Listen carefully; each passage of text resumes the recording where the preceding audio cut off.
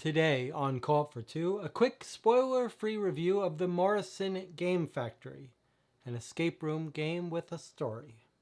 A little bit of background first. I purchased this game myself on Kickstarter. It will be in retail soon, however, for about $40. You can watch our full playthrough of the game on YouTube. Took us about 6.5 hours, probably take you closer to 2 to 3. You can only play it once, then you understand the mystery. But if you're careful, you can avoid writing on any of the materials and pass it along or trade it. It does make heavy use of the internet, both for checking solutions and getting hints, but also for solving some puzzles and for constant narrative throughout. It has sort of sparse but very high quality components with some serious attention to detail. Let me just open up the box to show you the kind of thing you get in the box. I'm not going to spoil anything or show you anything that isn't sort of shown on the website when you buy it. There's a little bit of a game board here. You can see the retro graphic design, a small deck of cards, some pieces, some full-size sheets, a locked packet, locked parcel that you have to get the code for. And this will give you some idea of the quality and the type of documents you get in the game. A little catalog from this fictional game company. Let's talk about the story here in this escape room game. Many escape room games have a very thin veneer of a story. This one is not like that at all. Story is sort of the most important front-facing thing in this game that really will be the focus of your experience. I'm not going to spoil it in any way, but to suffice it to say that you are asked to solve a mystery involving an abandoned board game factory. The premise here, the story, the writing, the way it unfolds, this is some of the most charming, touching, heartfelt, delightful, high-quality writing and experience in terms of story than that we've seen in any of these escape room games. And it stands in stark contrast to the bread and butter of this kind of game, this genre, which is all murders and serial killers. This is a totally different kind of narrative experience.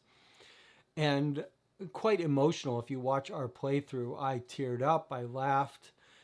So really quite a special experience. In terms of puzzles, a little bit more of a mixed bag here. There are some really good ones that involve multiple parts, that require some real reading comprehension, going through the documents, and that are quite satisfying. But there are also some real clunkers here. If you watch our live playthrough, there were some moments where I got quite frustrated and was quite unhappy with the solution when we did come to it. There is a good fine-grained help system, so you can get a little bit of hints when you get stuck. But as I said, there were a couple puzzles here that I wasn't all that thrilled with. Some final thoughts now. As I said, the puzzles aren't perfect here. They vary widely in difficulty, which makes it a little hard to recommend it to a family. There are some very hard ones here. But maybe if you're willing to put in the time and you don't mind checking the hints when you get stuck, maybe that's not an issue. I would say the ending felt a little rushed. There were some complaints when we read the ending and we discussed it at our live playthrough.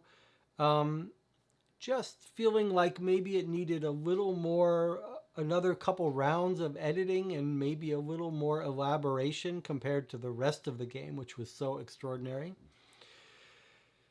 There is heavy use of the internet in this game. It's almost 50-50 physical and internet, and for some people that will be a deal breaker.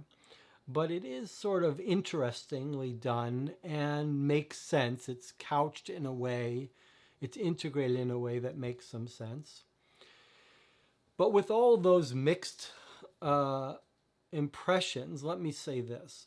there is a special category of these kinds of escape room games that I think of as sort of deluxe experiences, special in some way, unique, that put them in a tier of their own. And there are only a handful or so of those kinds of games.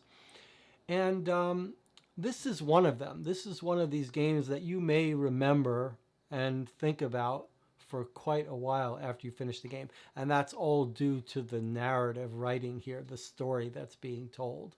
And for that reason alone, I would highly recommend this. Any game that can bring tears to your eyes is worth playing. As a note, I purchase all the games I play on this channel myself. I have no relationship with any publisher. So if you want to support this channel and see more unbiased content like this, I hope you'll consider subscribing to the channel, maybe even becoming a Patreon supporter.